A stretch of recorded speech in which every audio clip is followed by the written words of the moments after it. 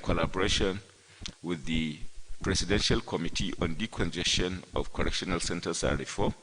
And at the end of the day, we have succeeded in having over 4,000 inmates taken out of our correctional centers formation across the country on account of the support of the governors.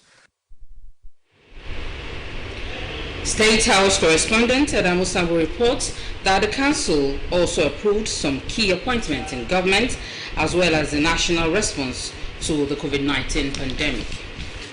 We received a commendation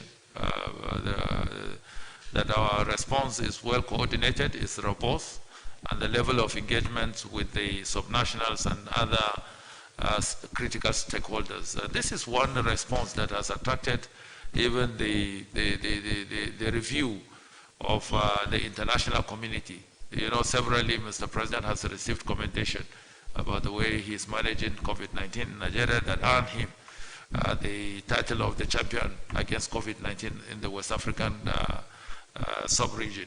So I think we're doing, by and large, very well. And one of the former presidents openly commended the presidential task force and alluded to the fact that whenever he was available and he had time, he would watch the briefing and absorb all the information that we give out. There were suggestions. And moving on, Nta Abeokuta has won re-election for the second 5-year term as President, African Development Bank.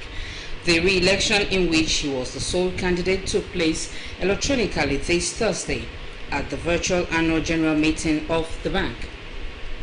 Abeokuta, the first Nigerian to hold post of bank president, expressed his readiness for the virtual work ahead. He said with the election, he will work hard to help Africa rebound the pathway of economic growth and resilience. President Alassane Ouattara of Cote d'Ivoire offered parting advice on the governing board of the AFDB to come up with ambitious policy towards improving the socio-economic well-being disrupted by COVID-19. The government's efforts in bridging the gap. Sheyi Ogunbayo's report is presented in this package. They are special people whose plight should be adequately taken care of by members of the society, including government at all levels, special way. But the reverse is the case, as they experience discrimination and segregation daily as a result of their physical conditions. These challenges during the course of making ends meet equal opportunity to this category of people. The federal government recently constituted board members of National Commission for People with Disability to oversee their welfare.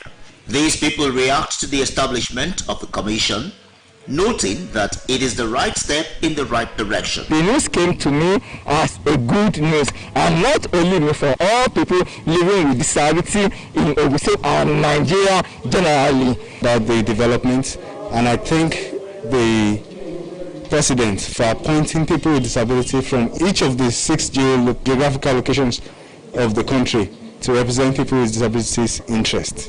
What a wonderful, great joy indeed that this has been our expectation for long and for many years back. It was a great joy. For some stakeholders in the fight against discrimination melted out to people with disability, the act should encourage other state governments, including Ogun State, to replicate the establishment of a similar commission to oversee the welfare of these special people at the state level. We introduced the bill into the House. In fact, as I speak, it's at the committee stage. That is also come to the last stage. If not for the COVID, we will have organized what is called public hearing, stakeholders forum, where people will make their input. So the minute that is done, we are going to domesticate that law at the federal level, so that what is happening at the federal level can always also be repeated here. So it's easy if there is the platform that we expect the state government to recall that the federal government, through the Ministry of Disaster Management and Humanitarian Affairs, zones of the country to oversee the activities of the newly established commission. For that. report. And moving on to the West African Examination Council final year examination is holding under a different atmosphere this year, as occasioned by the global coronavirus pandemic. To prevent further spread of the virus among students writing the examination, the federal government, through the Nigeria Center for Disease Control, stipulated some safety guidelines to be observed by the schools. These include keeping of social distance, constant washing of hands and use of sanitizers, as well as wearing of face masks.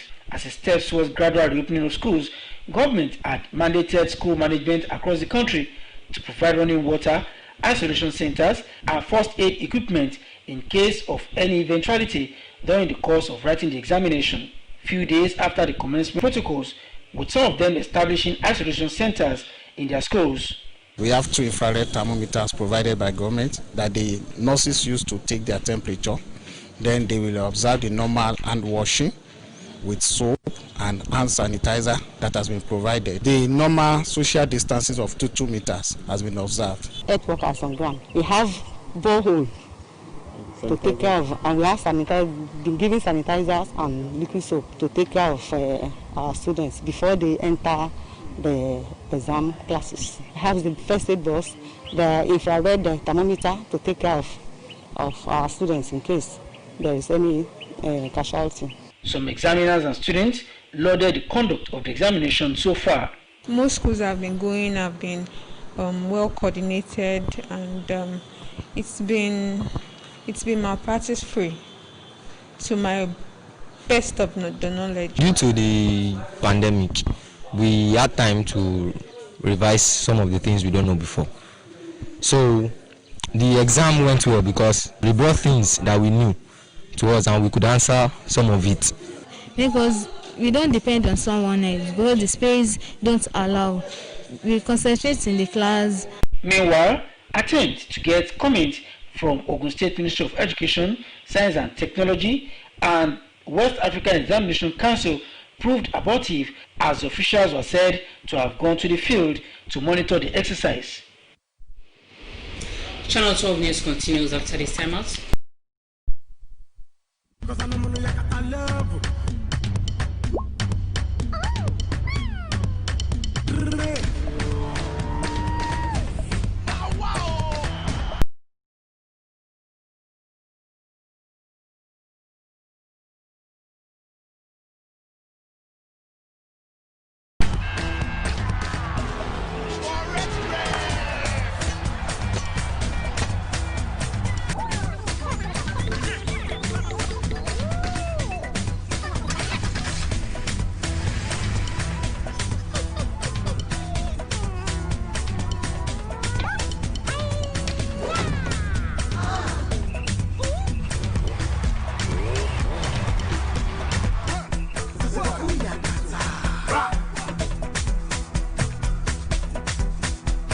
Welcome to Glo's new data plans with night browsing bonus. Dial *777#. Glo. Presented before the Director General that Etsu Patigi is appreciative of the governor's concern about the well-being of the people of Patigi. The people do not have access to the quality programs of NTA, hence the need to change the narrative towards promoting the socio-economic development of the area. To demonstrate commitment to the resuscitation of the station, the Etsu Patigi joined in a facility tour done by the General Manager, NTA Ilori, Wahid Kupola, and the officers in charge of status. NTA Patigi put in place.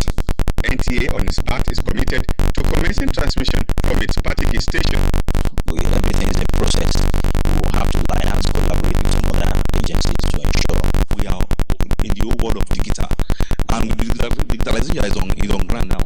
And with the support of StarTimes and NTA, we were able to limelight the citizen here. Established about 20 years ago, NTA Patigi has never been on air.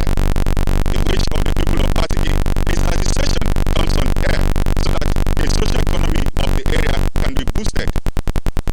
From NTA Patigi in Patigi.